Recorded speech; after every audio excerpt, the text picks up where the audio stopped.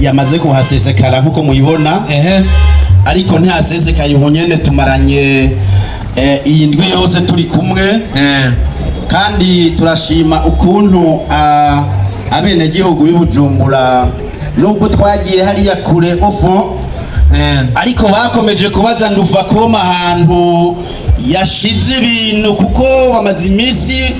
twumva no kw'iradiyo twumva kuri social media babaza Nduvakome ubu rero barahabonye barahataha kandi aya matara twaberetse atameneka murayabonera ntameneka na buke ushaka naho ryo barivuye mu ijuru nta nabuke murabibona aya matara rero abarizwa muri Nduvakome gusa nakabijya ka Nduvakome rero ni uyu mugambi mwiza w'imbona kazoza 2040-2060 twaravuye hasi twe twabimenye kare imbere yuko umugambi utangira tuja habona kuko dusanzwe turi n'abakozi b'Imana turerekwa hama twerekwa ivy'uyo mugambi tumaze kuvyerekwa rero turaheza utangira kuba turabikorerako iyo mpamvu mwabonye nejo nari nambaye ibijanye n'ivy'imbona kazoza tubimaranye imyaka itari mikeya rero twebwe twari twiyumviriye ko nka 2030 twe twaba twarashitse mu gihugu giteye imbere kandi birashoboka kuko ndeve arire turiko nkareba arire abarongozi baturongoye mu gihugu bariko ndabona tutazirwa turashika myo vya kwazante sinzi ko muyibona namwe muyibona gute c'est très normal donc twatangiriye rero kubanza kubonesha mu gihugu hagati ubu niyo tuba turi minsi yose nuko twasanze nayi Bujumbura nabo nyere badukeneye ariko nk'ubu tuva ngo twarahombye twari kwiza kwa turi kumwe n'abene gihugu iriya mitumba yari ya kure niyo tuba turi twene ni Bujumbura ntitukibonekaho cyane hanyuma rero kubw'ivyo rero twagira ngo dusubire guhamagarira abene gihugu abatuye Bujumbura baze barabarikiza Nduvakome ikorera aharuhande Assurance Biko kize kuri Assurance Biko utusanganirwa na karte ya Nduvakome aho uca winjira kakantu kitwa umuzimagiza ubusezeranye nako umaze kwinjira muri Nduvakome mende majambo muri Nduvakome muvuga muti izira guhwihwisha twebwe by'ukuri ico twafasheho umwanzuro nuko atamwene gihugu numwe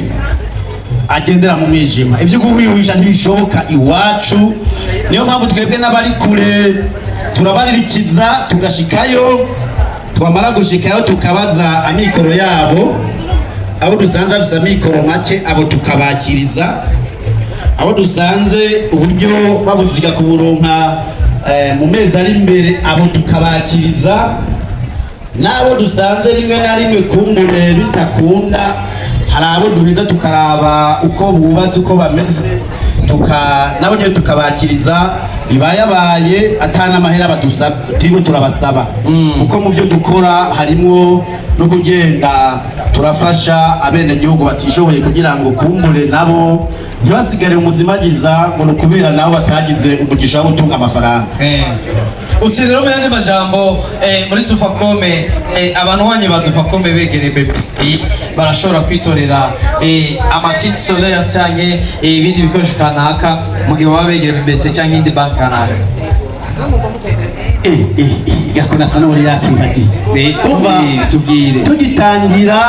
twatangiye kwiyegereza aba ba BBC gusa twari bwa nagumye mbona hariho n'amavisaje mashasha kurabona igihugu cacu n'inyabagendwa kiragendegwa n'abavuye hanze ugasanga bashikiye nk'ahantu ibi vy'amatara bigorana bene utu tuntu duhitana kaduhitana ukagera ukitwaje mu isakoshi kugira ngo hagiye gutsitara ugaca watsa umuco urumva n'akantu portatif no mu mvugo karajayo birakunda. Rero bene abo bantu bacu batugendeye abaje bavuye kure batari bazi ibyiza bya Ndufako bahaca harya utu tuntu tuboneka iwacu gusa kugira ngo uburyo bwo birongere ukuntu bagenda barabonesha aho banyura hose. Hanyuma akabijya tuba dufite amakiti akomeye cyane yo ku rwego hejuru. Dushitse rero haji wawe batubwira atera mfise etage ati etage rero kugira ngo ibone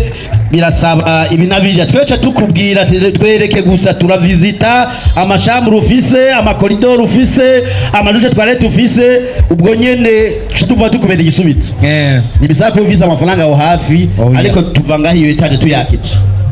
Hanyuma tukagenda n'ahandi hariya nyene nayo ndavuga kure na kure cyane aho hose navuze ko twebwe Ndufakombe ataho tunyura ngo hasigara umuntu hasigara mu kizimagiza kuko engagement yacu nimwe naherako